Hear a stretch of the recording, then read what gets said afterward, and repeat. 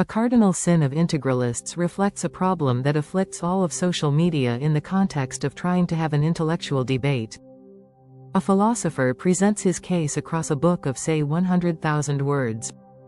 He does not present it in one paragraph of 200 words, or whatever. If someone comes along on social media and quotes a paragraph from a book, the paragraph, if it is part of a long and detailed argument, will be totally out of context since all the steps leading up to it and justifying it have been omitted. What people on social media do, especially in the integral community, is quote in isolation paragraphs from various sources and then get into laughably ignorant discussions of what has been quoted. People always come to the world with their particular schema of understanding. When they read an isolated paragraph from a book, they always process it from the standpoint of their existing schema. If the book is reflective of their worldview, they will find it easy to agree with. If not, they will immediately bring a paradigmatic critique to bear, i.e., they will use their schema of understanding to attack a position that does not conform to their schema. Materialists, for example, always attack idealism from the materialist standpoint.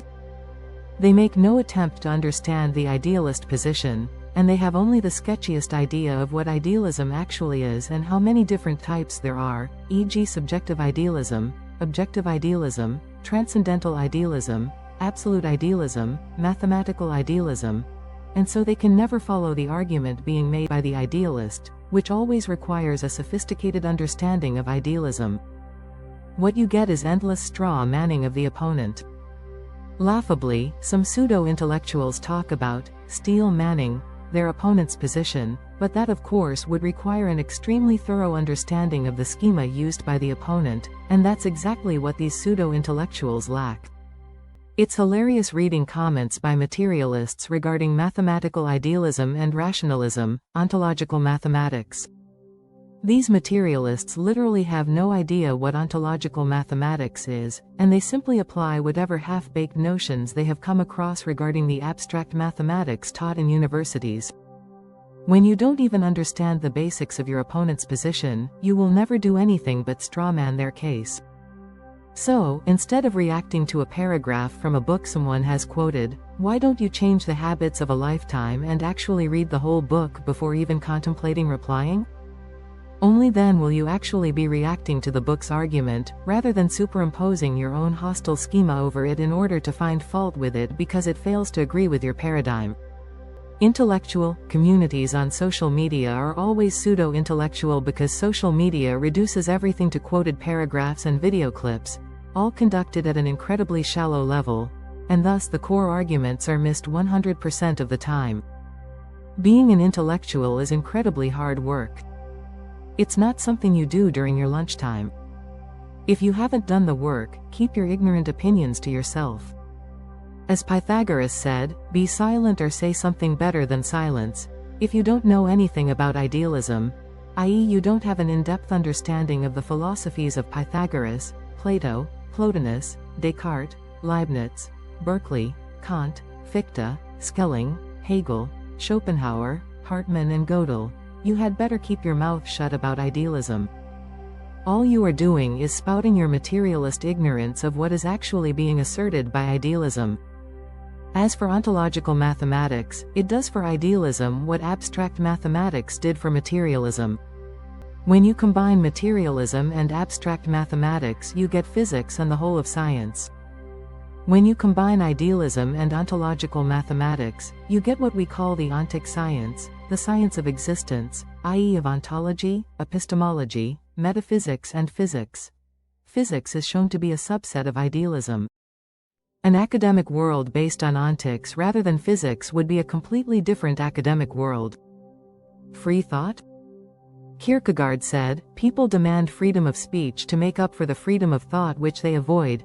Isn't it funny how many people try to use rational arguments to refute the fact that existence is made of mathematics, the quintessence of rationalism?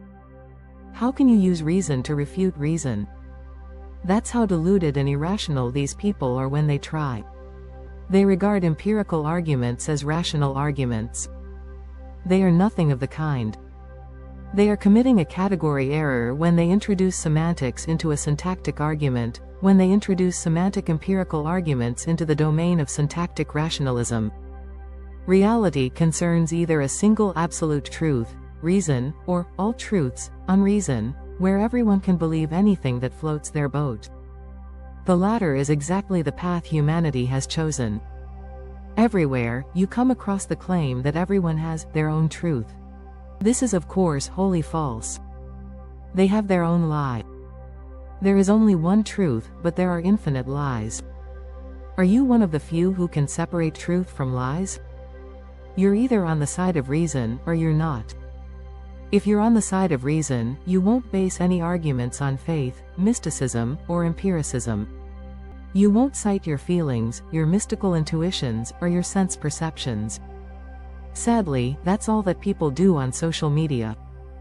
It's almost impossible to encounter a rational argument on social media. If you're on the side of reason, you will give absolute primacy to mathematics, the principle of sufficient reason and Occam's razor. These, after all, are what reason is ontologically all about. The Ganges. The Ganges is Sin River, because all the sinners go there to bathe and cleanse themselves. The Ganges would become a vector of total sin were it not for the fact that holy men bathe there too, and offset the sin. Phew. The Ganges is in fact one of the most polluted rivers in the world, with maybe the dirtiest water of all. If you had any desire to stay clean, you wouldn't bathe there. You might as well inject yourself with concentrated disease. The Ganges is an idea. Worshippers bathe in the idea. The actual river is filthy, full of sewage, and spreading disease everywhere.